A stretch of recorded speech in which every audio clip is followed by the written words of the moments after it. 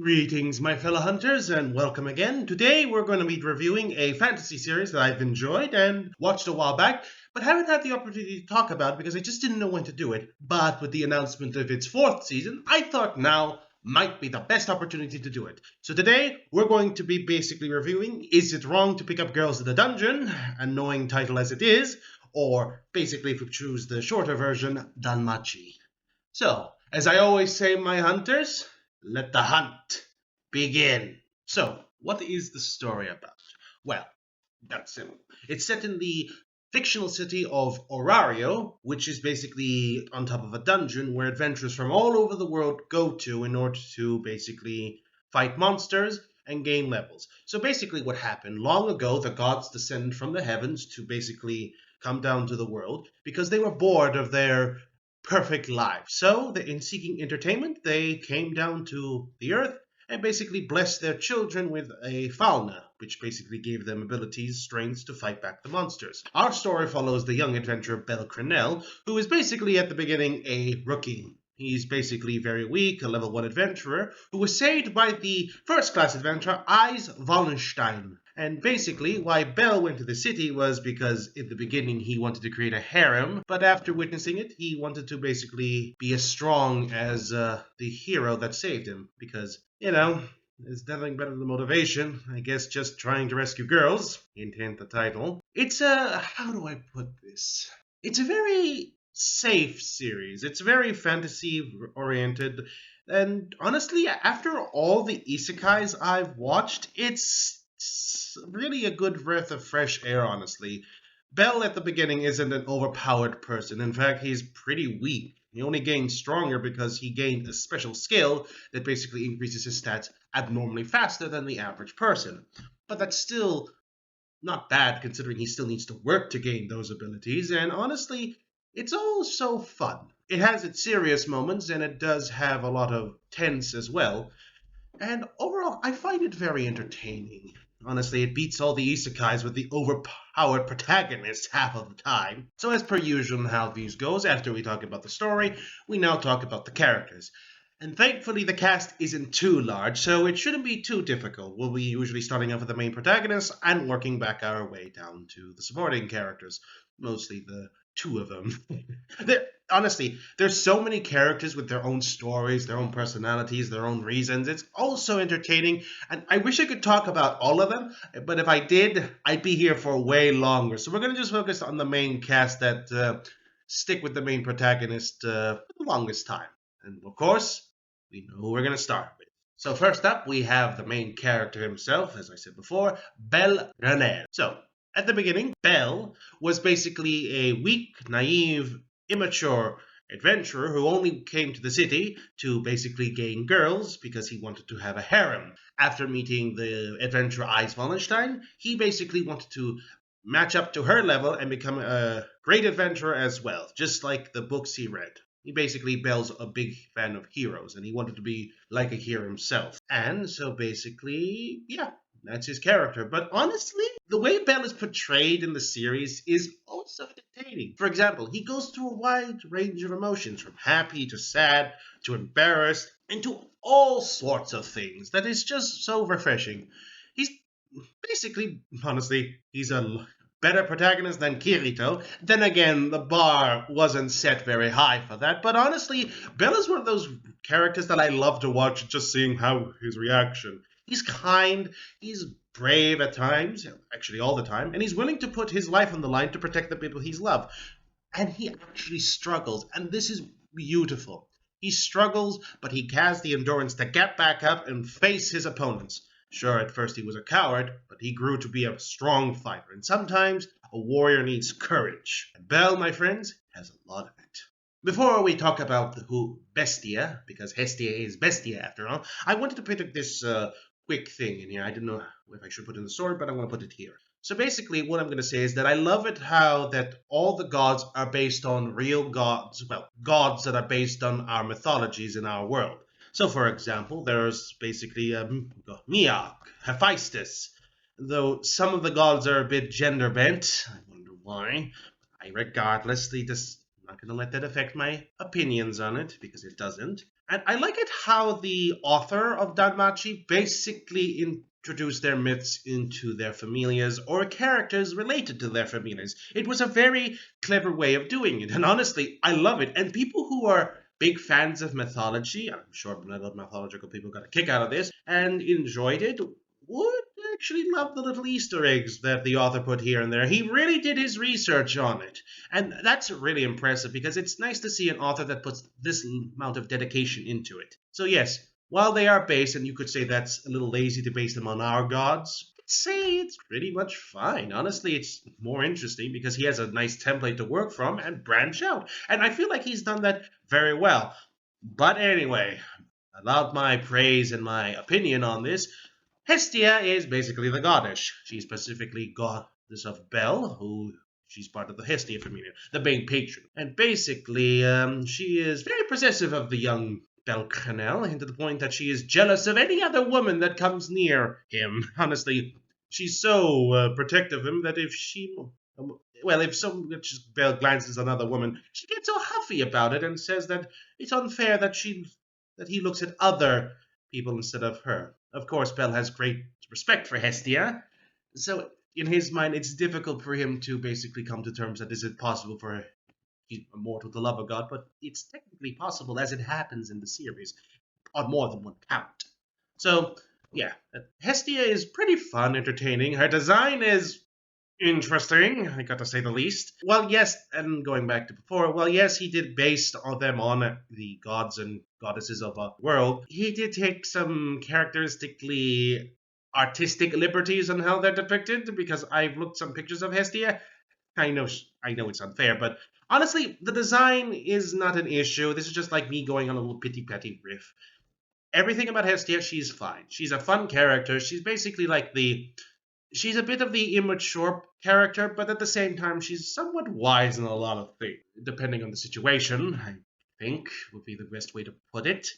But regardless, Hestia is a fine character and enjoyable to watch in a lot of ways in how she interacts with the cast. Next is the young thief, Lily Ruka. Lily at the beginning was a young thief who stole from other adventurers, and she decided to pick Belle because Belle obviously is a very young and naive character. And so basically, she wanted to steal the knife that Hestia made for him as a symbol of their love, and basically sell it off. She almost put Belle's life on the line by going to the deeper levels of the dungeon and almost killing the poor guy. But thankfully, Belle was able to survive thanks to an intervention from Eyes. And afterwards, Belle forgave him. Well, Belle forgave her. And yeah, after this, Lily became one of the best tacticians in the group. She's very smart, cunning, and very manipulative when she wants to be. And that's what makes her a very great person in terms of her tactfulness and her ability. Honestly, she's very clever. In fact, cleverer than Belle in a lot of ways. And so that's why she's pretty smart. You like to think how she plans her ways out of the situation, and fantastic. And how she had a beautiful character, right? At the beginning, a person who distrusted adventurers, but in the end, basically fell in love with one. Yes, she does fall in love with him. But regardless, I like that character arc because it gives her more human, if you know what I mean. And it's entertaining to watch just how she continues to grow as the series continues. And sometimes some ghosts come back to haunt you no matter how much you try to hide and run. And now we have Welf Crozo, a blacksmith who is part of the main Crozo family, known for incredible magical weapons, but chooses not to forge them, believing that magical weapons is basically, he believes that it's the cause of all the problems. And in an interesting way, he has an interesting perspective on things. He wants to prove to himself and to everyone else that he is more than his magical weapons, and that you don't need a magical weapon in order to be a great adventurer. He's very interesting, and he has a very interesting character arc and a lot of stubbornness streak to him that basically he wants to basically prove himself, but at the same time, he lacks the skills to be the person he wants to prove. And it's interesting in how he basically continues to grow. He's not as fast as Belle in terms of growing, but he's interesting in terms of character and comes to some realization that sometimes you can't deny who you are, and sometimes you should embrace who you are. It's an interesting character arc from how we saw him at the beginning until at this time and where the series is. It's all fun and entertaining, and I don't know how to describe Will's personality. He seems to be more of the laid back, sort of fun guy sort of thing, and that's the best way I can explain with Will. He's the sort of guy that's not comedic relief, but he's the sort of guy that's basically gonna crack a joke or something just to lighten up the mood. That's the best way I could describe Will. But maybe it's my interpretation of him, but then again, sometimes it's good to have multiple interpretations to see how it goes. Again, if you think of anything how you think it will, leave a comment down below. Might be interesting. So, next up is the animation of danmachi, and I have to say, overall the animation is very basic. It's very bright, colorful, and very expressive on the characters, and it looks very good in basic terms. However, I do feel like it does have a few dips when it comes to certain things. Like, there is like an overuse of still frames with like background characters, and it looks also weird sometimes when they're just basically looking around like, or smiling and doing whatever they're doing in the middle of, in the middle of doing something while Belle runs along. There's also the additional fact that there is a little bit use of CGI, and sometimes that CGI doesn't look that good sometimes. But those are only nitpicks, and overall don't go over the problems with the series, as it's hardly a problem.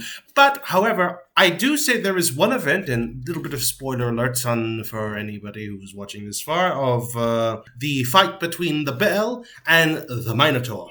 I think that is an excellent, massive jump in quality in terms of animation, and it looks so fantastic. The choreography was excellently well put in. I could tell that they put extra additional effort into the fights, as every move had a satisfying flow to them, and the effects on the fire looked fantastic. It all looks so, what's the word I'm looking for? Ah yes, it all looks so gratuitous. I loved it. It reminds me of my hunting days. Before I hunted these things at, series. No, I used to hunt beasts, but anyway, I digress. I feel like that was actually quite a big jump in quality for the series, as it looked fantastic, smooth, and well done. And while yes, that was a good highlight, it does go back down a little bit. It's a shame we didn't get to keep that high consistency, but you know how things are sometimes. You can't have good things all the time, otherwise the good things become, the average things. Sometimes you need a bit of the troughs to worry about the peaks, if you know what I mean. But when it comes to the music, on the other hand, it's hard for me to give much praises. Well, yes, there's lots of great tunes in the so-mentioned fight between Belle and the Minotaur. It's... how do I put this? It's very basic. And while, yes, the opening is a very catchy and iconic thing, especially with the animation and how it forebodes a lot of upcoming events, it's very melodramatic, and it's got a nice upbeat tone with a lot of, what's the word I'm looking for? Yes, it's got a lot of dread moments in the music as well, showing upcoming events and foreshadowing things. So it does the job well as an opening, and the ending is okay, not exactly stuck in my mind most of the time, but that's all I can say. But not counting the fight between Belle and the Minotaur, the opening, there's very few tracks in the series that actually stick to my mind. That's very much well noting. And, well, yes, you could argue that sometimes it's good that it doesn't stick out, but it also means it's difficult for me to talk about it, because unless there's a highlight, I can't really say much about it, that it does its job. So, what are my overall thoughts on the anime? It's a pretty good show. It's got a lot of things that could work out, but thankfully the other seasons do make up for it. And I know wasn't talking about them, but for now, if we're just going to be talking about this first season on its own, it's a decent fantasy anime with an interesting idea and plots that is well worth watching, if I must be so pedantic.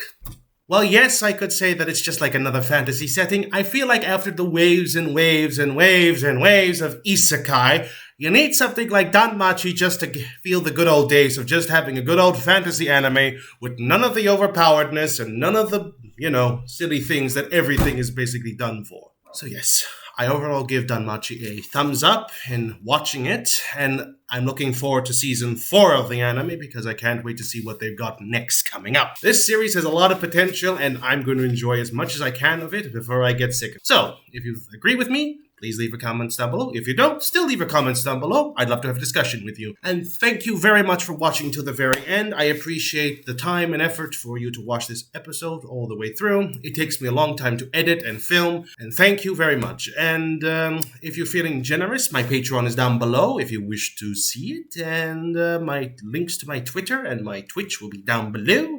I do stream. I'm trying to get back into the habit of streaming, so let's see if we can get that. The Twitch followers up. If you enjoy it, like and subscribe, and thank you very much.